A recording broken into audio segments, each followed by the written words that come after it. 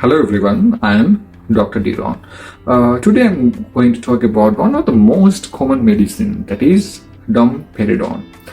So we know that domperidone is an anti-emetic drug.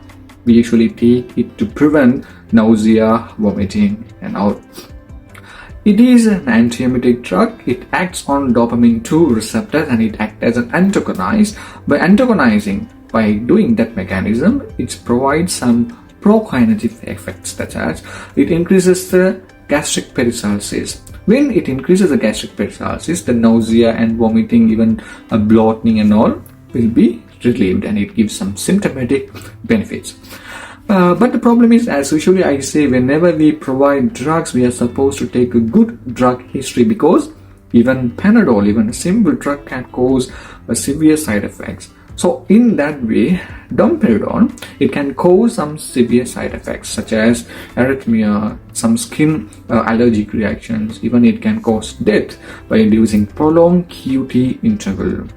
So it doesn't mean that everyone can get, but before prescribing a drug, before taking a drug, we are supposed to be very cautious. So this drug can cause this kind of side effects. At the same time, the recent research revealed that, as usually we as doctors in pediatric clinic and all, we are still prescribing domperidone that for a long time. But the recent studies have revealed that below 12-year age, and also when they are very thin people, when the weight is below 35 kg, it is not showing ultimate effect. They are not getting the good benefit from the domperidone when we are under 12, when we are very thin people. So that's why the recent studies suggest below 12-year-old people, the pediatric group of patients, even if you are going to prescribe domperidone, maximum 1 week.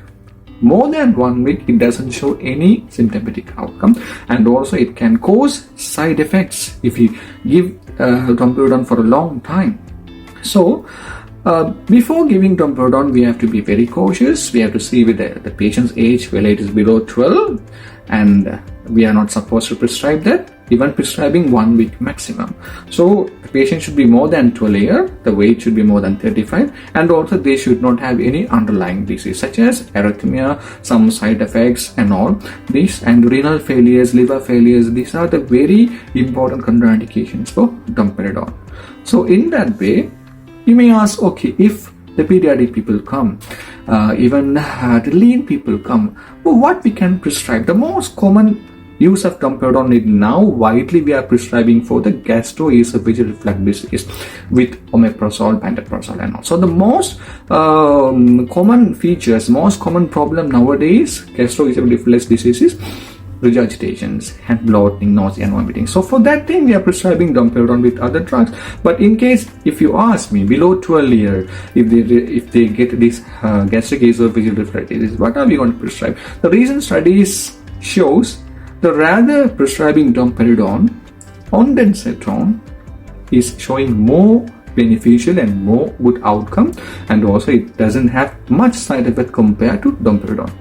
So GPs, our dear doctors, and also the patient, remember, when we see pediatric patients, when we see patients having arrhythmias and all, so better prescribe ondansetron rather domperidone. That is your take home message. We will see you in next video. Until then, bye bye.